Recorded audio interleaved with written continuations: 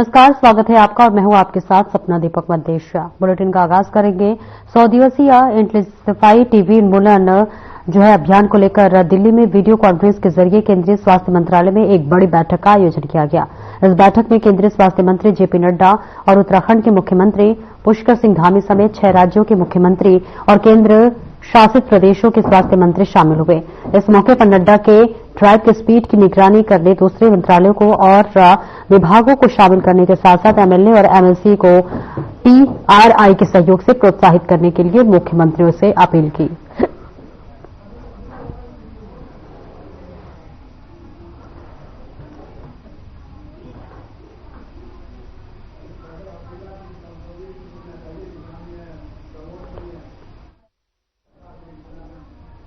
तो तस्वीरें आपको दिखा रहे हैं जहां पर एंटी सफाई टीबी उन्मूलन अभियान चलाया जा रहा है और इसी के साथ साथ केंद्रीय स्वास्थ्य मंत्रालय में इसके लिए एक महत्वपूर्ण बैठक हुई है। वर्चुअल ये बैठक हुई है जिसकी अध्यक्षता मुख्यमंत्री पुष्कर सिंह धामी करते हुए नजर आ रहे हैं। और देखिए, टीबी उन्मूलन के लिए लगातार बड़े स्तर पर अभियान चलाया जा रहा है। पूरे देश में टीबी को लेकर अब जो प्रशासन है, सरकार है, वो काफी अलर्ट होते हुए नजर आ रही है।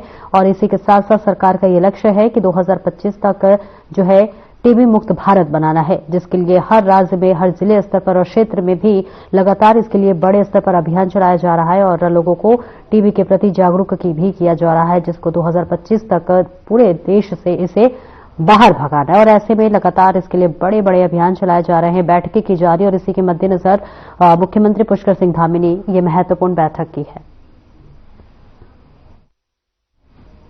मुख्यमंत्री पुष्कर सिंह धामी ने दून विश्वविद्यालय देहरादून में आयोजित गंगाधारा विचारों का अविरल प्रवाह कार्यक्रम में प्रतिभाग किया। इस मौके पर उन्होंने पहाड़ी उत्पादों पर आधारित स्टॉलों का अवलोकन किया। वहीं मुख्यमंत्री पुष्कर सिंह धामी ने कार्यक्रम के लिए आयोजकों को शुभकामनाएं देते हुए कहा कि इस प्रकार के आयोजन हमारी संस्कृति और परंपराओं को घोषित करने के साथ साथ समाज में सकारात्मक परिवर्तन लाते हैं।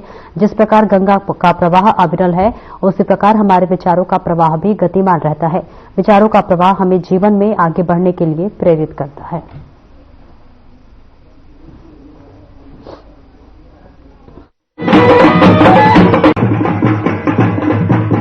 अविरल विचारों का प्रभाव 2 दिनों की व्याख्यान श्रृंखला है और इसमें अलग अलग विषयों के जो अपने विशेषज्ञ हैं, जिन्होंने विशेषताएं प्राप्त की हैं, अनुभव प्राप्त किया है, उन सभी का विचार मंथन आपस में होगा, उनके विचार आएंगे। निश्चित रूप से वो हमारे राज्य के साथ साथ सभी हमारे हिमालयन राज्य हैं जो उनकी आज की चुनौतियां हैं, उन चुनौतियों पर कैसे काम हो, कैसे उन चुनौतियों को पार पाया जाए, उस दिशा में एक बहुत ही महत्वपूर्ण प्रयास है। मैं सभी को इस प्रयास के लिए बहुत शुभकामनाएं देता हूं, बहुत बधाई देता हूं।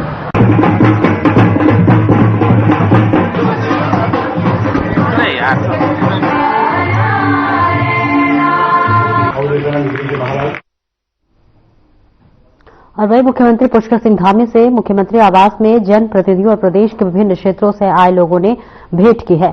मुख्यमंत्री ने इस दौरान लोगों की समस्याएं सुनी और उनके त्वरित समाधान के लिए संबंधित अधिकारियों को निर्देश दिए हैं। उन्होंने कहा कि जन समस्याओं का जल्द समाधान कराना राज्य सरकार की प्राथमिकता है। सभी जिलाधिकारियों को भी निर्देश दिए गए हैं कि वे जन समस्याओं की नियमित सुनवाई कर उनका समाधान करें।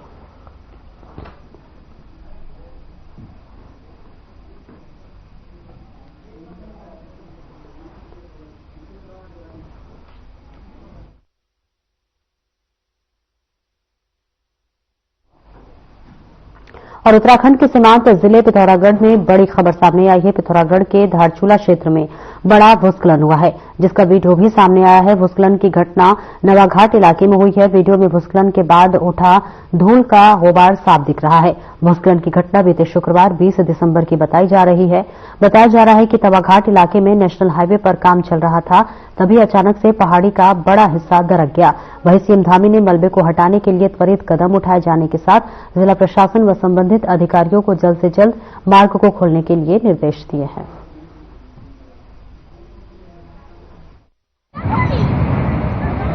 पिथौरागढ़ के धारचूला क्षेत्र में तवाघाट के नजदीक एक मेजर लैंडस्लाइड होने की खबर है। इसमें रोड जो है अभी ब्लॉक है इस संबंध में जो मीडिया में खबरें वायरल हो रही हैं और वीडियोज वायरल हो रहे हैं, उसके संबंध में मैं बताना चाहूंगा कि कोई भी जान और माल के नुकसान की खबर नहीं है। रोड जरूर बंद है। मौके पर वर्तमान में एसडीएम और बीआरओ की एजेंसियां रोड वाइडनिंग इक्विपमेंट्स और जेसीबी वगैरह के साथ में मौके पर हैं और रोड को शीघ्र ही खोल दिया जाएगा। पुनः मैं ये बताना चाहूंगा कि उस क्षेत्र में रोड वाइडनिंग के कार्य चल रहे हैं, इस वजह से जो लैंडस्लाइड की घटना हुई है, लेकिन शीघ्र ही रोड को खोल दिया जाएगा। के पास तवा घाट के पास बड़ा भूस्खलन हुआ है, लेकिन क्योंकि पहले से जानकारी थी और वहां पर छोटे वाहन इत्यादि सब पहले से ही हटा दिए गए थे, तो कोई जान माल की कोई क्षति नहीं है। वो मार्ग कुछ अवरुद्ध हो गया है, वहां पर काम चल रहा है। जल्दी से जल्दी जो है वहां पर जेसीबी मलबा हटाने का काम कर रही है। आज शाम तक संभावना है कि वो मार्ग फिर से खुल जाएगा।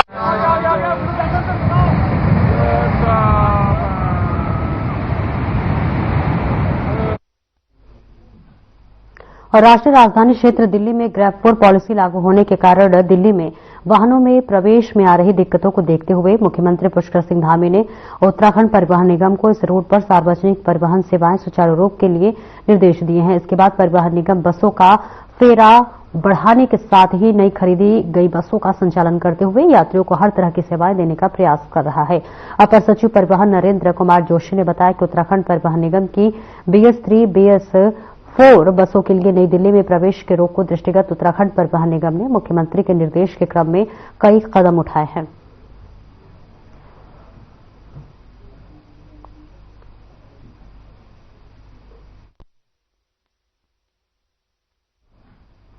मुख्यमंत्री ने दिए दिल्ली मार्ग पर बसों की उपलब्धता बनाए रखने के निर्देश। जी हां, मुख्यमंत्री के निर्देश के बाद परिवहन निगम अलर्ट मोड पर बसों का प्रबंधन कर रहा है। राष्ट्रीय राजधानी क्षेत्र दिल्ली में ग्रैब 4 पॉलिसी लागू होने के कारण दिल्ली में वाहनों के प्रवेश में आ रही दिक्कतों को देखते हुए मुख्यमंत्री पुष्कर सिंह धामी ने उत्तराखंड परिवहन निगम को इस रूट पर सार्वजनिक परिवहन सेवाएं सुचारू रूप से रखने के लिए निर्देश दिए हैं।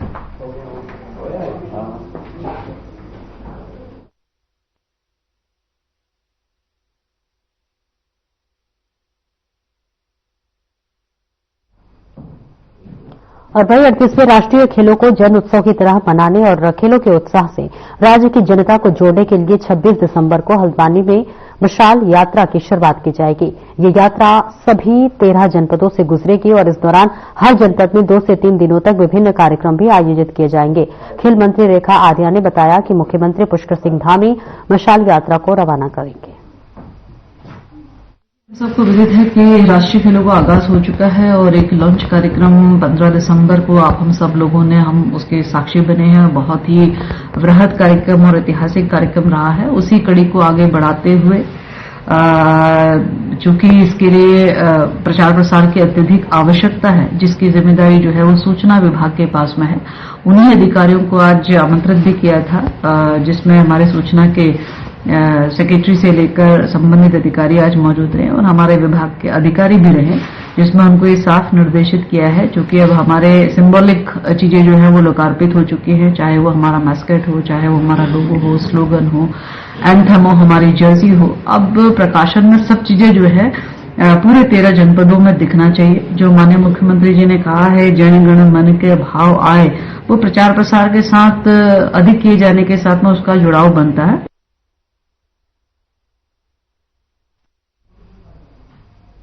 निकाय चुनाव की तैयारी को लेकर राजनीतिक दलों में सियासी मंथन लगातार जारी है। वहीं दूसरी ओर मेयर पद को लेकर बीजेपी कांग्रेस दोनों ही पार्टियों में खींचतान जारी है। आपको बता दें कि कांग्रेस के प्रदेश अध्यक्ष करण माहरा का कहना है कि देहरादून में मेयर पद के लिए अनारक्षित सीट रिजर्व हुई है। पार्टी उसी कैंडिडेट का नाम फाइनल करेगी जो पार्टी के अनेकों कार्यक्रम में सक्रिय रहा होगा। वहीं दूसरी ओर बीजेपी प्रदेश प्रवक्ता कमलेश रमन का कहना है कि भाजपा राष्ट्रीय पार्टी है और बड़ी संख्या में मेयर के लिए दावेदारी की जा रही है। पार्टी जिसे भी मेयर का टिकट देगी, भाजपा कार्यकर्ता उन्हें निकाय चुनाव में जिताने का काम करेगी।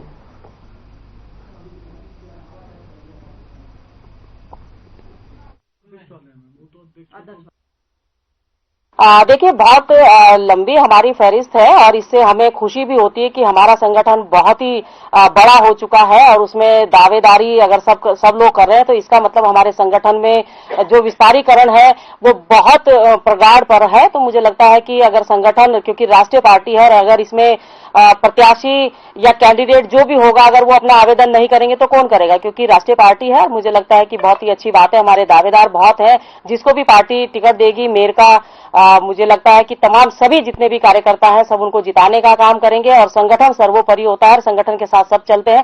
भारतीय जनता पार्टी में संगठन को प्रथम स्थान दिया गया है, तो मुझे लगता है कि संगठन के अनुसार ही जिसको भी टिकट मिलेगा उसको सभी लोग जिताने का काम करेंगे। देखिए कौन कितना सक्रिय है, बेदाग छवि भी होनी चाहिए, सक्रिय भी होना चाहिए और जिताऊ और टिकाऊ भी होना चाहिए। जहां तक आवेदकों की बात है, करीब 12 लोगों ने अभी तक जो है देहरादून के लिए आवेदन दिया है और वो मिले हैं, और भी मुझे लगता है 2-3 नाम और आने की। और आगामी निकाय चुनाव के लिए मेयर पद पर बीजेपी ने 3 दावेदारों के नाम का पैनल तैयार कर लिया है। बीजेपी कार्यकर्ताओं और संगठन के पदाधिकारियों से विचार विमर्श के बाद ये तीनों नाम बीजेपी प्रदेश कार्यालय को भेज दिए गए हैं। बीजेपी सूत्रों से मिली जानकारी के अनुसार इस पैनल में एक ठाकुर जबकि 2 ब्राह्मण चेहरों को शामिल किया गया है।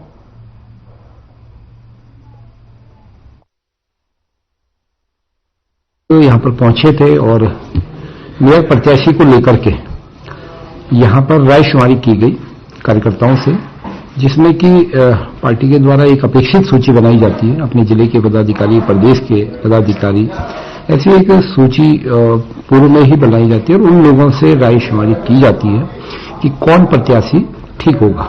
इसके लिए 3 नामों की पैनल उन्होंने बनाया रहता है कि इसमें भी कौन 3 लोग आपको पसंद है। और उधम सिंह नगर जनपद में निकाय चुनाव के लिए सरगर्मियां तेज हो गई हैं, जिसे देखते हुए बीजेपी के पर्यवेक्षकों ने प्रत्याशी चयन के लिए रायशुमारी शुरू कर दी है। बता दें, बीजेपी के चुनाव पर्यवेक्षक पूर्व कैबिनेट मंत्री गोविंद सिंह बिष्ट, नैनीताल के विधायक सरिता आर्या और सह कोषाध्यक्ष साकेत अग्रवाल के बीजेपी जिला कार्यालय में कार्यकर्ताओं के साथ प्रत्याशियों के चयन को लेकर चर्चा की और चुनाव में जुटने का आह्वान भी किया। इस दौरान मेयर के दावेदारों ने आवेदन भी किया और वहीं जिला कार्यालय पहुंचने पर पर्यवेक्षकों का कार्यकर्ताओं ने जोरदार स्वागत किया। इस बैठक में पर्यवेक्षकों ने कार्यकर्ताओं की नब्ज टटोलते हुए चुनाव की तैयारियों पर चर्चा की। देखिए, भारतीय जनता पार्टी बड़ी लोकतांत्रिक पार्टी है। जो नगर निगम के चुनाव है उसमें भारतीय जनता पार्टी ने 3 पर्यवेक्षक नियुक्त किए हैं। बहुत ही वरिष्ठतम नेता पूर्व कैबिनेट मंत्री गोविंद सिंह बिष्ट जी, नैनीताल से हमारी बहुत लोकप्रिय विधायक सरिता आर्या जी और पार्टी के पूर्व कोषाध्यक्ष आदरणीय साकेत अग्रवाल जी, ये तीनों लोग पर्यवेक्षक रूप में आए हैं और आज कार्यकर्ताओं के साथ यहाँ पर वो रायशुमारी करेंगे और कार्यकर्ताओं के साथ रायशुमारी के बाद जो भी कार्यकर्ताओं की यहाँ से राय निकलेगी उस राय के आधार पर शीर्ष नेतृत्व निर्णय करेगा। लेकिन रुद्रपुर भारतीय जनता पार्टी का गढ़ है, रुद्रपुर की जनता भारतीय जनता पार्टी के साथ है, पुष्कर सिंह धामी जी के साथ है। उद्देश्य का यह जो भारतीय जनता पार्टी ने पूरे प्रदेश में एक सूची बनाई है, जो वो सूची जो प्रदेश स्तर पर, राष्ट्रीय स्तर पर, जिले स्तर पर और मंडल स्तर पर है। कहीं न कहीं उनके दायित्व हैं और जो माननीय विधायक हैं, जो दायित्वधारी हैं, जो जिलाध्यक्ष हैं, ये सारे लोगों की राय लेनी और जो राय आएगी उसी राय को हम फिर ऊपर ले जाके हाईकमान का डिस्कस करेंगे। केवल इतने आज बैठे हैं, शुरू में हम लोग बैठेंगे निगम के लिए और उसके पश्चात हम बैठेंगे वार्डों के लिए। आज और कल 2 दिन पूरे इसकी होगी, सबकी रायशुमारी लेके जो नाम तय होंगे फिर सारे के सारे कार्यकर्ता जी जान से उनको चुनाव होंगे। उत्तराखंड में निकाय चुनाव को लेकर पार्टियों की तैयारी तेजी से चल रही है। ऐसे में मेयर बीजेपी से देहरादून में मेयर पद की दावेदारी करने वाले प्रत्याशियों की संख्या लगभग 24 से ज्यादा हो चुकी है। बीजेपी प्रदेश प्रवक्ता कमलेश रमन का कहना है कि भाजपा राष्ट्रीय पार्टी है और बड़ी संख्या में मेयर के लिए दावेदारी की जा रही है। पार्टी जिसे भी मेयर का टिकट देगी, भाजपा कार्यकर्ता उन्हें निकाय चुनाव में जिताने का काम करेगी।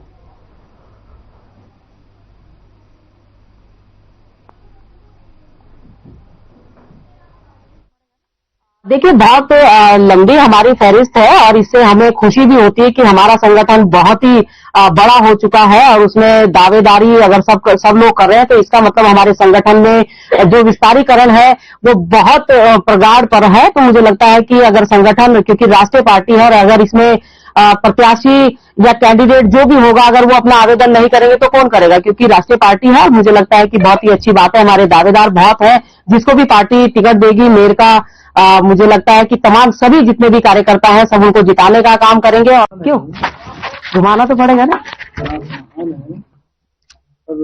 नहीं।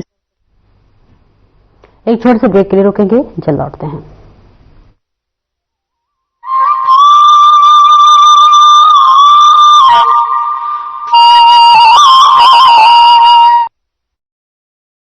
भूमि उत्तराखंड, ये पवित्र धरती हर वर्ष गर्मियों के महीनों में लाखों चार धाम यात्रियों और श्रद्धालुओं का स्वागत करती है। सर्दियों में धामों के कपाट बंद हो जाते हैं, लेकिन इस दौरान भी चार धामों की पूजा अर्चना उनके शीतकालीन प्रवासों में अनवरत की जाती है, जहां बड़ी संख्या में तीर्थयात्री दर्शन के लिए आते हैं। उखी मठ के ओंकारेश्वर मंदिर में बाबा केदारनाथ, पांडुकेश्वर के योग ध्यान बद्री मंदिर में बद्री विशाल जी, खरसाली के यमुना मंदिर में मां यमुना और मुखबा के मुखी मठ मंदिर में मां गंगा का शीतकालीन प्रवास होता है।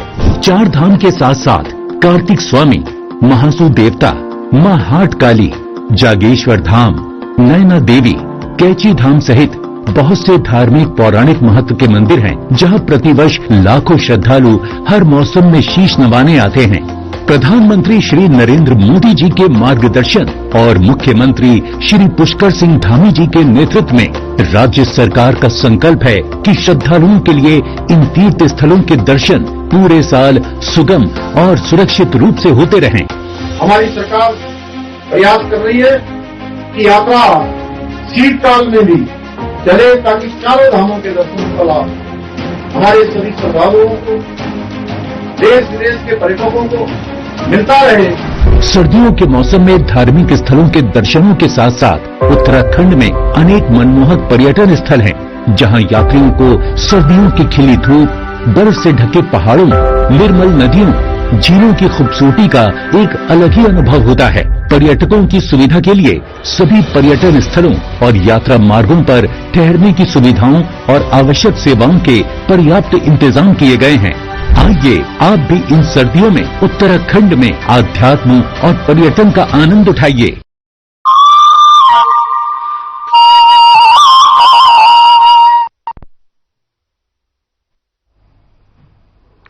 और ब्रेक के बाद एक बार फिर से स्वागत है आपका। खबरों पे आगे बढ़ेंगे। उत्तराखंड में निकाय चुनाव से जुड़ी बड़ी खबर सामने आई है, जहां सरकार द्वारा जारी की गई अधिसूचना में किच्छा का नाम शामिल नहीं है, जिससे कि बाद वहां पर कांग्रेस ने हंगामा कर दिया है। कांग्रेसी चुनाव कराने की मांग को लेकर उत्तराखंड हाईकोर्ट पहुंच गए। उत्तराखंड हाईकोर्ट ने सरकार के फैसले पर रोक लगाते हुए सरकार को किच्छा में चुनाव कराने के निर्देश दिए हैं। तो वही कोर्ट के आदेश आने के बाद कांग्रेसियों में खुशी की लहर दौड़ गई है।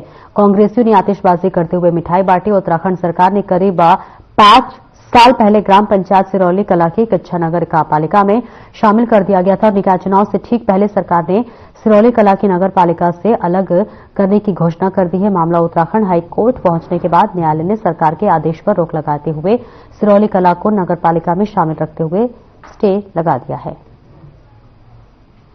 मामला ये है कि उत्तराखंड की समस्त नगर पालिकाओं में आरक्षित घोषित कर दिया, परंतु किच्छा सीट को वंचित रखा। हम लोग माननीय न्यायालय की शरण में गए कि किच्छा में भी चुनाव प्रक्रिया को किच्छा को भी चुनाव प्रक्रिया में शामिल किया जाए। माननीय न्यायालय ने आदेश दिया कि किच्छा को वंचित ना रखा जाए।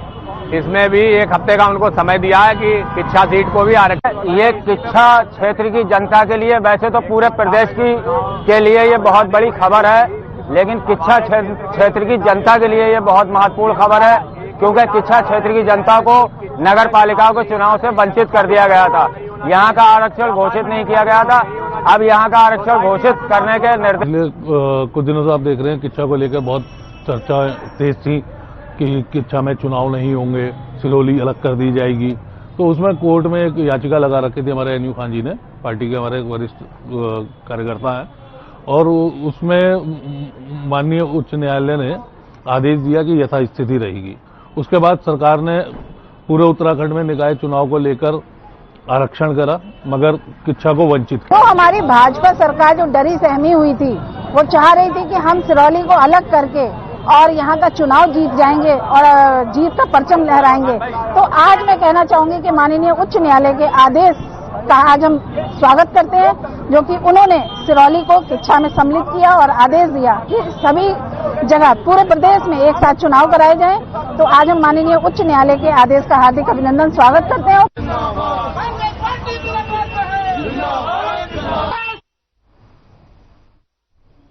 और दून पुलिस के लिए जो है दिसंबर का महीना चुनौतीपूर्ण होने जा रहा है। दरअसल क्रिसमस डे के साथ ही नए साल की जश्न और 26 दिसंबर से शुरू होने जा रहे मसूरी विंटर लाइन कार्निवाल में भारी भीड़ उमड़ने की उम्मीद है, जिसको देखते हुए पुलिस ने नई कार्य योजना तैयार की है। एसएसपी अजय सिंह ने बताया है कि तमाम कार्यकर्ताओं को देखते हुए पुलिस फोर्स ने कई इंतजाम किए हैं। इसके अलावा दून पुलिस ने मसूरी में ट्रैफिक जाम की समस्या को देखते हुए ट्रैफिक इंस्पेक्टर को तैनात की है, साथ ही जगह जगह पार्किंग की व्यवस्था भी की है।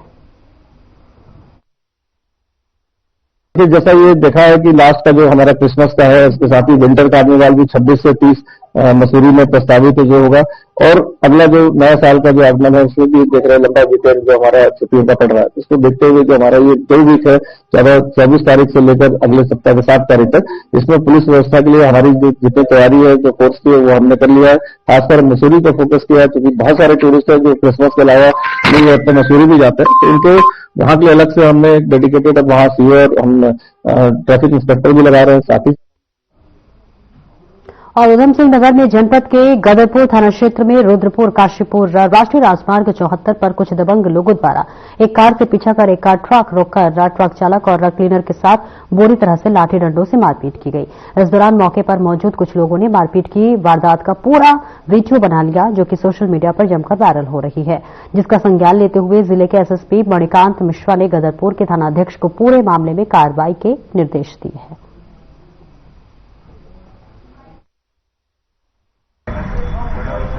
गदरपुर थाना क्षेत्र के एक मारपीट का वीडियो कई मीडिया के माध्यम से पुलिस को प्राप्त हुआ, जिसमें उन लोगों की पहचान की गई। ये दोनों पक्ष मुरादाबाद के रहने वाले थे और हाईवे पर ये वाहन रोककर मारपीट कर रहे थे। संबंधित धाराओं में अपराध पंजीकृत हुआ और 3 अपराधी उसमें गिरफ्तार किए गए। अभी उन्हें न्यायालय के समक्ष प्रस्तुत किया जा रहा है।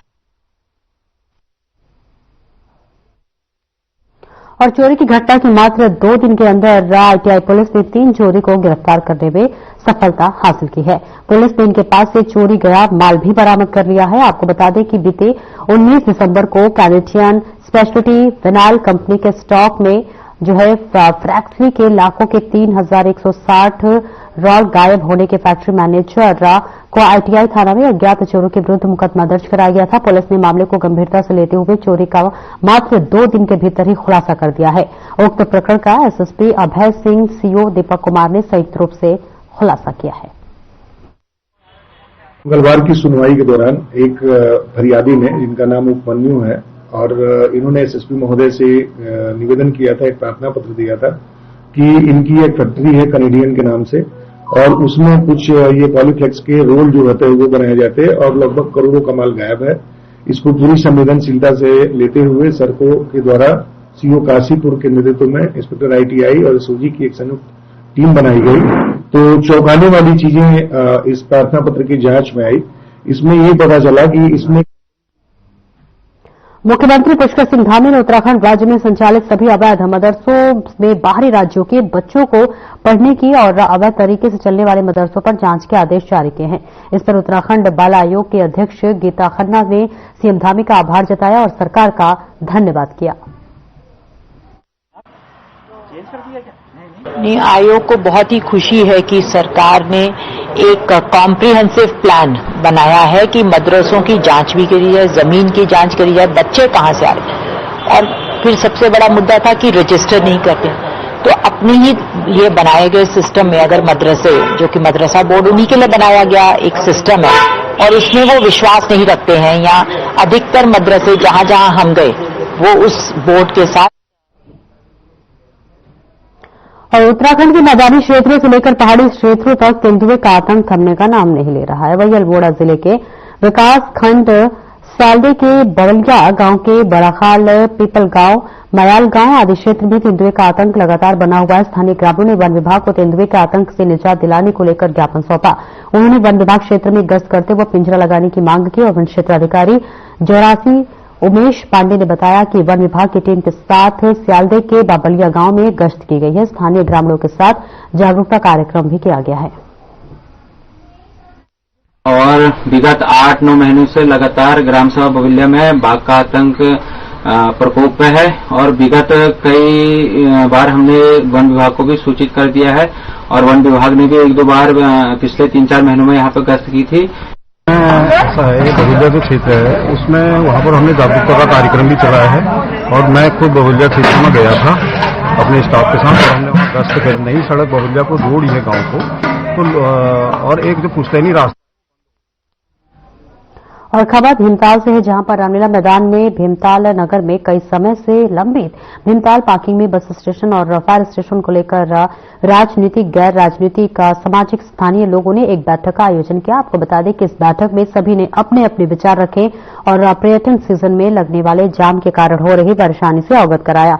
इसी के साथ कहा कि भीमताल नगर के आसपास पार्किंग का निर्माण जल्द से जल्द कराया जाए और यहां पर बैठक में एक कमेटी भी बनाई गई है जो कि जिलाधिकारी से मिलकर आगे की रणनीति बनाई जाएगी। वहीं भीमताल नगर में पार्किंग निर्माण, जिला विकास प्राधिकरण सहित स्थानीय मुद्दे को लेकर प्रशासन से बात कर उग्र आंदोलन को चेतावनी भी दी और वहीं आगामी नगर निकाय चुनाव को बहिष्कार करने की भी बात कही है।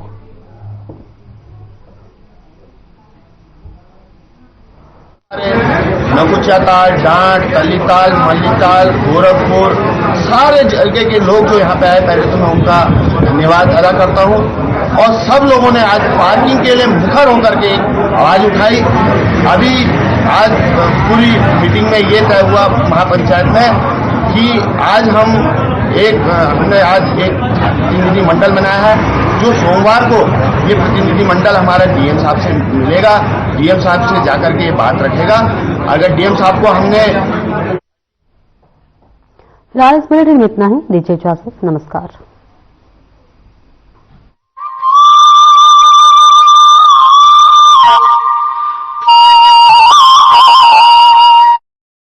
देवभूमि उत्तराखंड, ये पवित्र धरती हर वर्ष